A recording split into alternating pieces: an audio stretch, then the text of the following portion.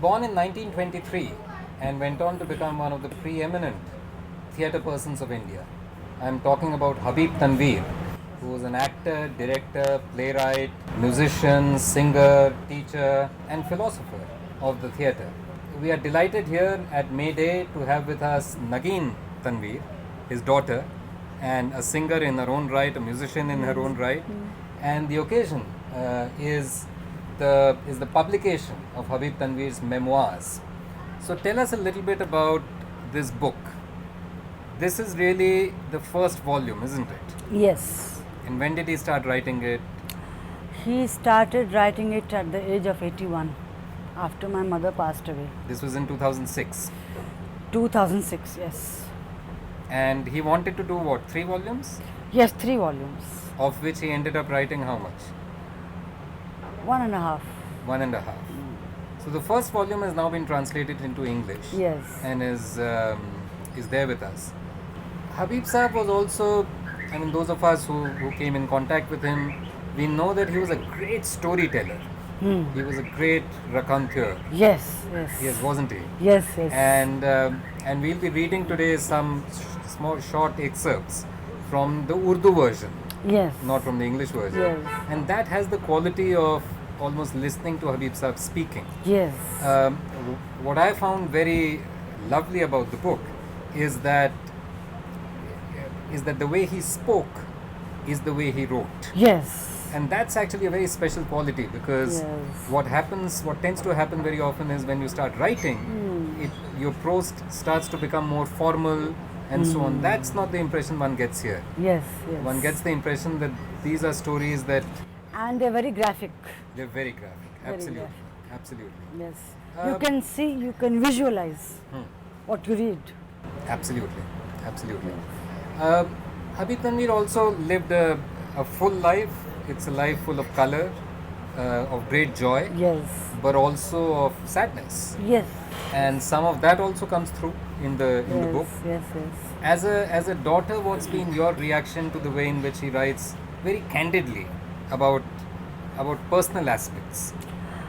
I think it's very, very good and very bold.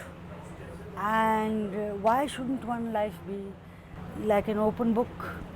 I think, and there are very few people who have the courage to do so, because when they start writing, they get inhibited.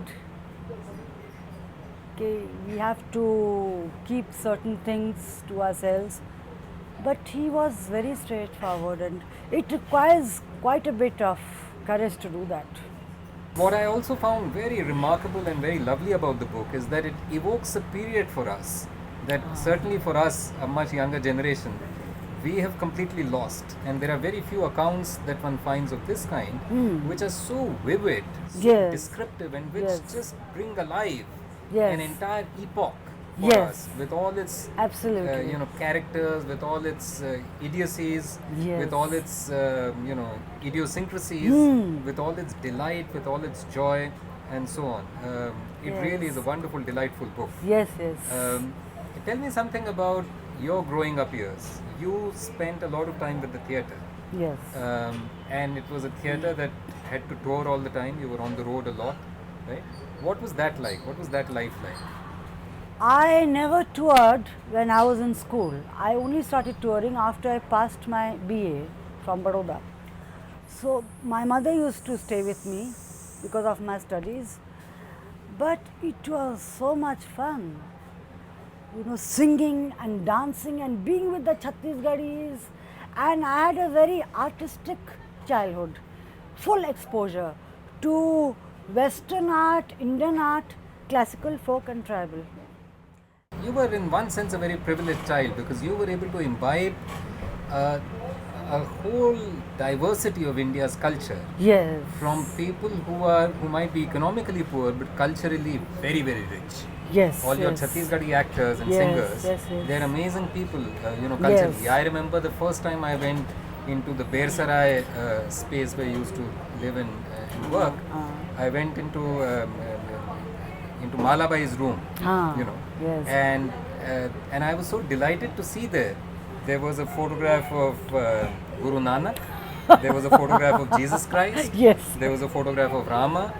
There was something else. There Shivji. was Shivji.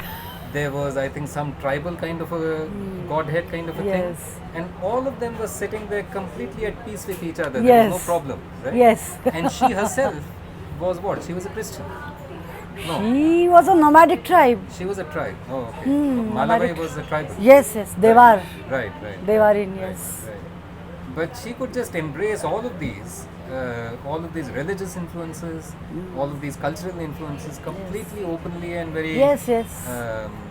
in a very large-hearted way. Yes, yes. So talk to us about some of these actors a little bit. Who Uh, were your favorite people amongst them? Malabai was my favorite. Bhulwa was my favorite. And the best male singer of Chhattisgarh. Govind Ram was my favorite. Devilal, the harmonium player, he was my favorite. He is here today. Yes, he is here today. I used to distribute chocolates to him. And I never gave those chocolates to any other artist except Devilal. I had a soft spot for him. It was, I think, because of his sensitivity, whatever. And they were simple and they loved children, so they were very affectionate. And there were a lot of fun, lot of laughter, because they have an excellent sense of humor. They do. Actually, if you have a sense of humor, you have sailed through life. Otherwise, you've had it. Absolutely. So, this is the only region in the whole country which is culturally very rich, and the sense of satire is very good because of the sense of humor, and they're full of jokes and anecdotes, and very sophisticated, subtle. So all those fragilities, sensitivities, they're very appealing to an artist's heart and mind. Absolutely. Yes. And you have an artist heart and mind, Nageen. Thanks very much Thank for talking you. to us. Thank All the you. very best to you personally, to Naya Theatre, and all the work that you want to do in the future. Thanks very much. Thank you. Thank you. Thank you.